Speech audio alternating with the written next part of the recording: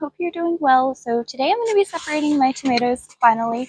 So I do actually have probably 1 or 2 weeks until my last frost. So it is at a point where you may question why go ahead and separate them now when you're going to be planting them out very soon.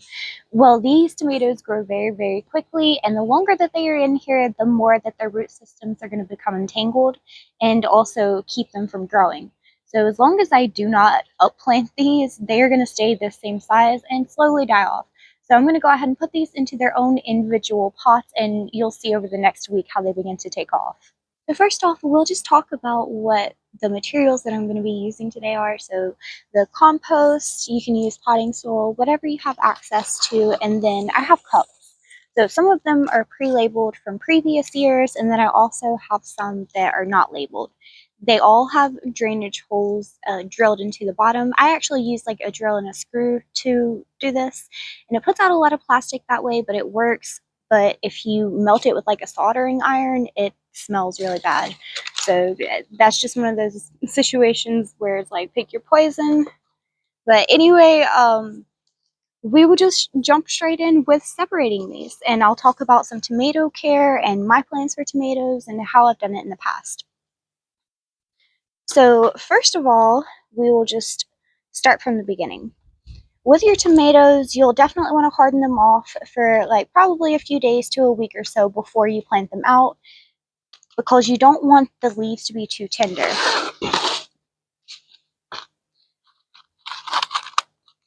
So this is for a tomatillo. Let me just track that down real quick. If the leaves are too tender and spindly, then they can burn up pretty easily and your plant may not make it. So you want them to slowly adjust to the light. Once you've done that for your tomatoes, whenever you go to plant them into the ground, you'll want to plant them deeply because they will develop roots all along the stems. Now, if you have something that looks kind of like these tomatillos and they are leggy, you'll want to be gentle when placing the stem in the ground, but you also want to plant these deeply because that will help with the legginess.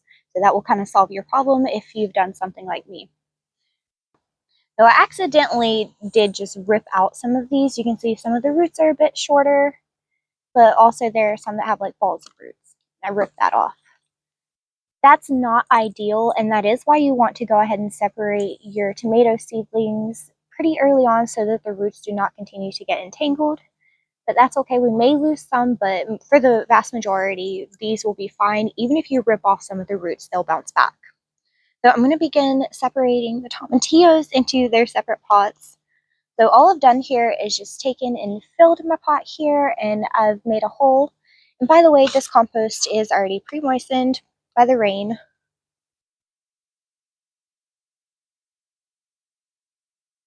So I've got that into the dirt, and you can see I've still got a pretty good amount of space up here. So I'm actually going to put in another 1/2 inch dirt or so. You want to be gentle with the stem that you're not breaking it.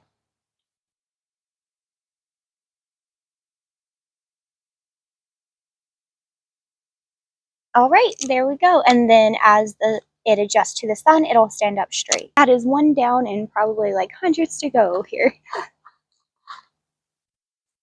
While we're on the topic of the tomatillos, this is one of those where you need more than one or they will not produce any fruit. They have to cross-pollinate.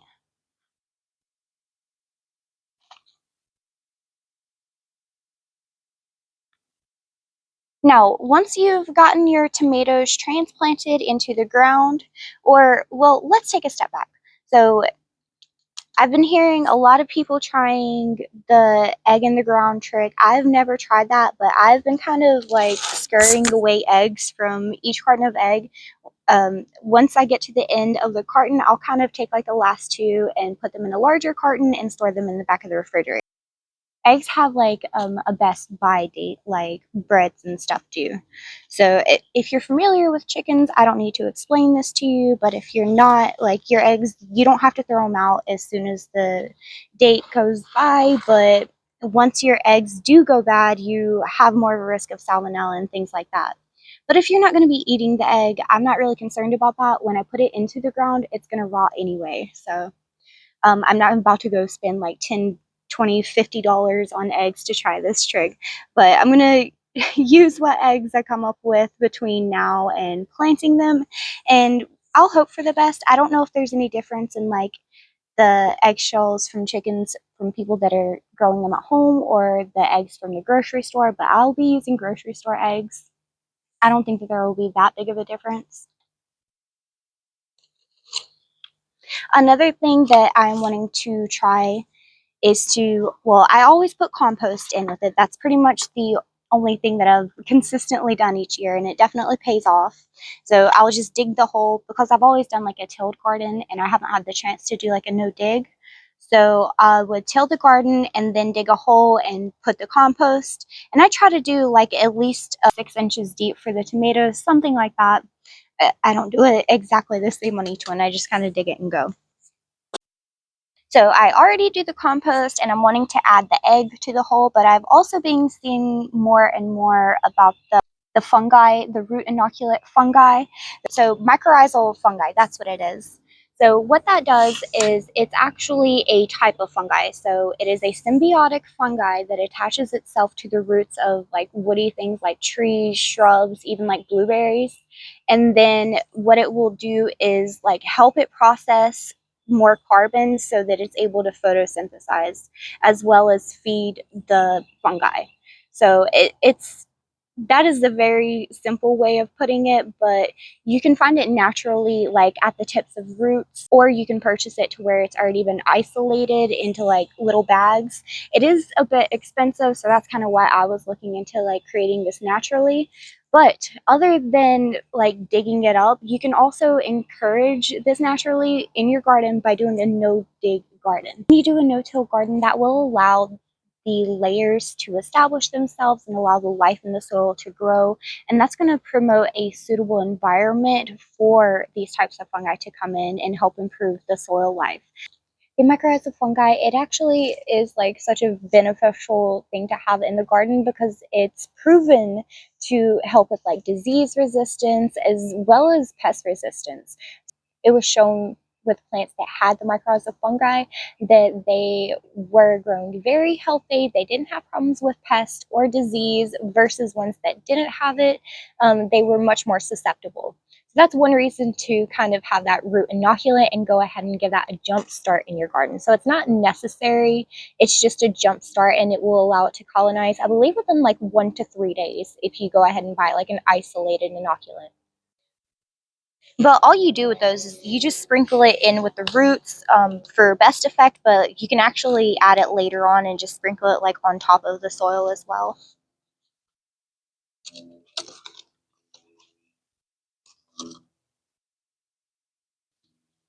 Now that was the planting.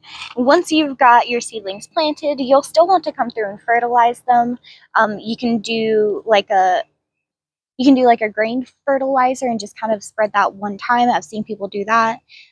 Or if you want, you can come through with like a Miracle Grow or a natural fertilizer and do that like at least every couple of weeks.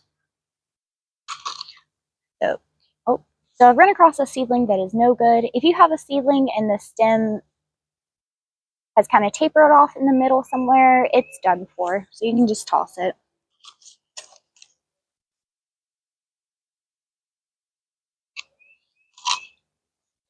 Now, I did skip the watering a little bit. I do want to talk about that.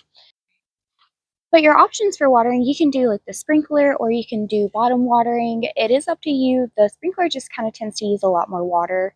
So it can also, if you're in a humid environment, promote more things like blight and disease. So if you want to bottom water, I think that it is best if you want to keep the area more dry. So that is typically what I do. I don't have any of like the soaker hoses, so I've always gone around with like a watering can. It is very time consuming though. By the way, when you are watering your plants, make sure that you do that often in the beginning. When I have seeds in the ground, I usually have to come through and water everything once in the morning and once at night because it's usually very sunny in my area. So that's something that if your yard is more shaded, you might can get by with not watering quite as often, but you definitely want to monitor that. So after the first couple of weeks, things kind of start to taper off, and I can water every couple of days, then every week.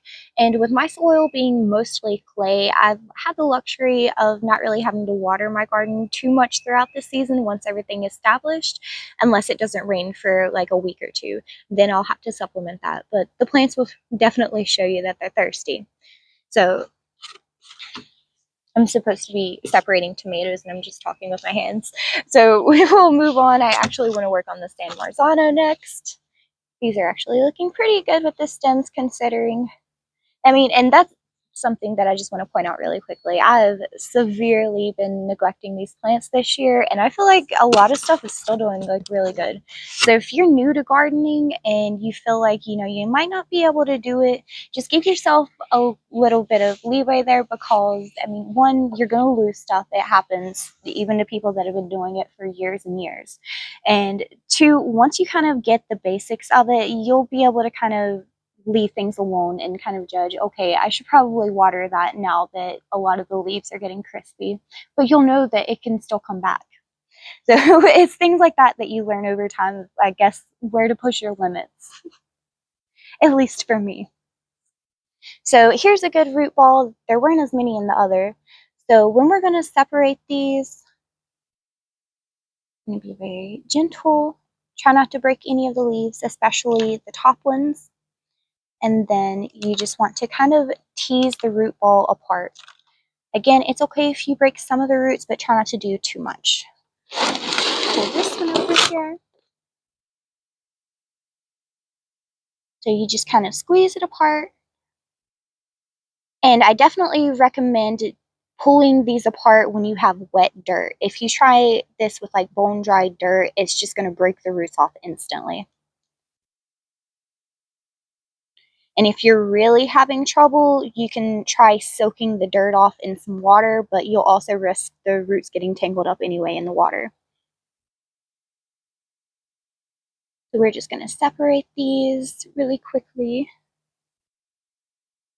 But do you see how easy these are coming apart?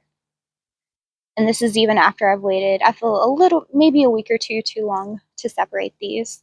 You generally want to wait until the true leaves have popped out, and I would say 3 to 4 inches long. So it's not definitely too late, but I'm definitely getting on the outer fringes of too late. Okay, so we'll just get through those.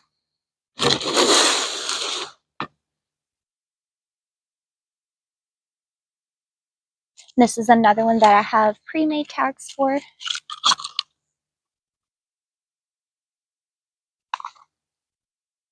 So make sure you keep your garden watered and don't overwater it. If you start seeing a lot of signs of like the leaves yellowing, it's probably because you're overwatering if it's not disease or it's just not the plant's time to go. Sometimes whenever it gets too hot, the cucumbers, the leaves will start to yellow off.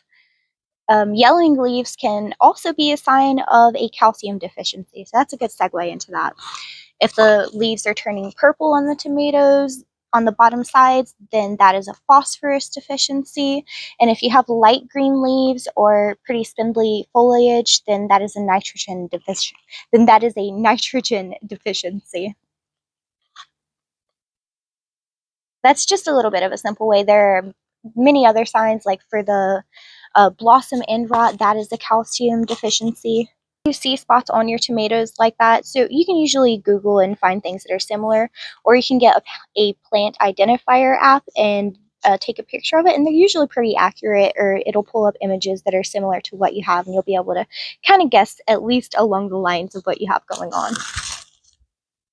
Now, when it comes to treating disease, it kind of depends. Like if it's blight, blight is actually caused by a few different reasons, so it's easily transferable among nightshades as well. So you don't want to plant it with potatoes. Potatoes can get blight very easily. So you do not want to plant your tomatoes near your potatoes. And on that same note, you want to buy certified potatoes if you are going to be growing them, because the certified potatoes have already been inspected and they know that there is no disease from the plants that they were grown from. so they can safely be sold and not cause blight in your garden. So that's really the only reason that you don't want to grow potatoes from the grocery store, is because they're not certified to not have blight, and so they can cause disease in your soil and your other plants. And if you get that blight disease in your soil, then it can come back every year. So if that happens, you probably just don't want to garden there anymore for at least a couple of years, and you may want to do some amendments. Goes to pest. There are many different ways of dealing with pest in your garden. Most of the time, just having a very diverse ecology in your garden is going to make it a safe place. So I've never really had too much of a problem except for squash bugs, and the year before last I had aphids on one of my tomato plants. Now maybe I've been lucky, I haven't been gardening terribly long, just a few years.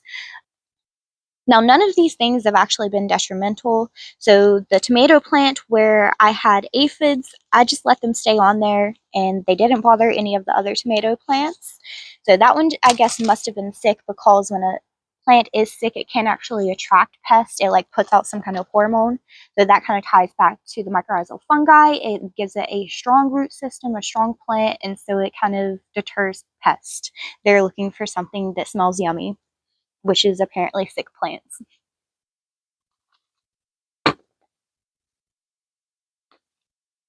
Now, aside from just having like all that companion planting, lots of herbs and flowers, there are treatments and preventatives. So preventatives that would fall along the lines of like neem, dish soap, spraying that type of thing. Well, the dish soap, it actually can be a bit of a pest treatment as well, because it can dry out the bodies. So dish soap is a good one, a good, somewhat natural. You can get like castile soap and it will be considered natural. But there are also chemical pesticides. So these aren't all bad. The main thing, if you're going to be using chemical pesticides, is to spot treat and to not spray it on flowers, because you don't want to kill the pollinators. And then if you happen to get it on your food, obviously, you just want to wash it really well. I've seen several things where it says that it is best to, oops, I've seen several things where it says that it is best to apply those pest treatments at night, because that's when they're really going to start chewing on your plants. So when you're taking your evening walk in your garden, you just want to go through and either you can pull off pests. That's another method. That's definitely not one that I like to do. I don't really like to touch some of the yucky bugs out there. I like to save a lot of the bugs, but I don't go looking to handle them. Something else that you should know is when it starts getting really, really hot, like 90, 95 degrees, your tomato plants, they're going to start struggling.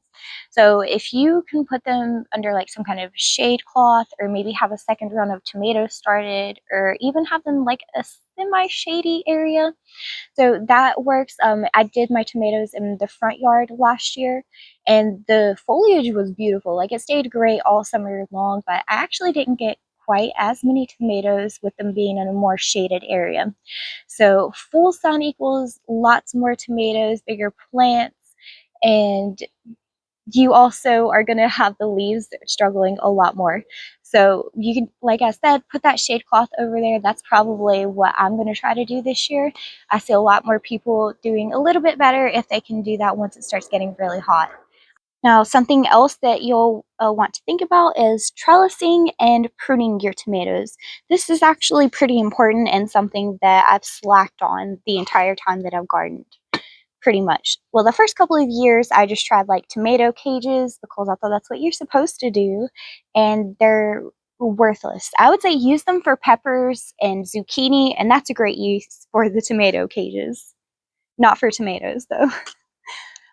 After we switched from tomatoes, I had a chicken wire fence around the garden, which we're going to put back up this year, and I trellised them all along that the best that I could, but they got heavy on the tops, and I kind of stopped trellising them at a certain point, because in the area that it is, the wind kind of comes through there, and a lot of them were already broken.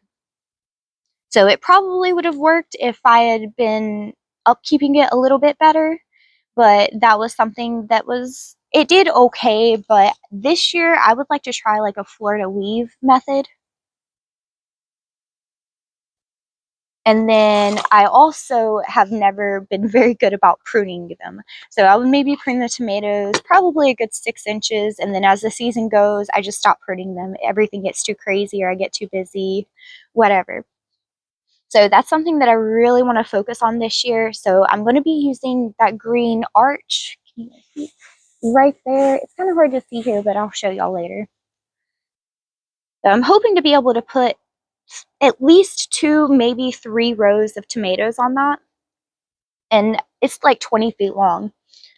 So I'll be able to get quite a few tomatoes on there, especially if I go through and trim them really well. So I want to trim them probably the first 2 to 3 feet off the vine. That's where I see a lot of people having like super successful tomatoes with like just bunches of tomatoes on there, like big tomatoes. With cherry tomatoes, like I don't have a problem. It's like stop them from going. Go ahead and try. But with the beefsteaks, like they're okay. I usually get like a couple of really big tomatoes in the beginning, and then it's just kind of peters out from there. So my problem has always been like growing way too many tomatoes and not putting enough time into each tomato. So I have way too many plants to deal with, so I'm not able to properly treat them how they should be. So this year I still accidentally started too many tomatoes, but I just might have to give some away. Well, I definitely will, because there's no way I'm planting all of this. And then I've got like all of the berries to deal with too. And so that is actually kind of what got me started on the mycorrhizal fungi is raspberries. I want to try and make everything the most healthy that it can be right out the gate. So I figured that maybe sprinkling some of that on the roots would kind of help with the pest and the disease spreading there. Because raspberries are actually very, very susceptible to it. So on that note, I'm actually planning to put the raspberries in a completely separate part of the yard as well than the other berries to try and keep that from happening.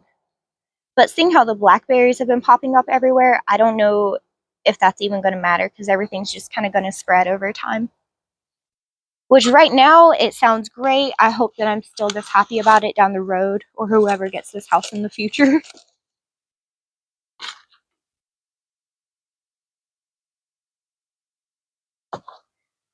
And as far as the trellising, there are like a lot of different methods that you can use for that. I went over a few of them, but you can look up like TV trellising. Another thing that we want to try is like upside down tomatoes. I know that like the topsy-turvy planters, I think is what they were called, used to be like super popular. But I'm going to try and do something like that with the cherry tomato this year as well. Now, I think what else? So I think that the last thing that I'm going to talk about with the tomatoes is I kind of want to wrap back around to the companion planting. So I always plant like a hedge of marigolds around the tomatoes, and I never have a pest problem on them. The one that I was talking about that had aphids, it was kind of in a dirt patch by itself with nothing around, so it didn't have any kind of deterrence. So that kind of just went to prove my point and made me want to companion plant way, way more. And if y'all have seen my raised beds, they're like super packed. I think that that is truly key to having like a successful, balanced garden where you're not constantly struggling with keeping the bugs off. The animals, that might be a different story if you have rabbits and deer that coming through there. So when we get our privacy fence up, we've got a lot of it done, but I'll be so happy. But on that same note, with the chicken wire fence, we had a chicken wire fence that was 7 feet tall, and we still had a deer jump over it and get stuck on it and like bend the fence down. So it can still happen. It only happened that one time, and like I was just able to pull the fence back up, but I hope that that doesn't promote any more fear for you guys, but I need to actually focus on separating these tomatoes. I've got 2 types done. I'm going to keep at it, and I will actually update y'all whenever I get this done in the next video. Okay, well, thank you so much for watching, and I hope that you have a great day and that these tips were helpful to you.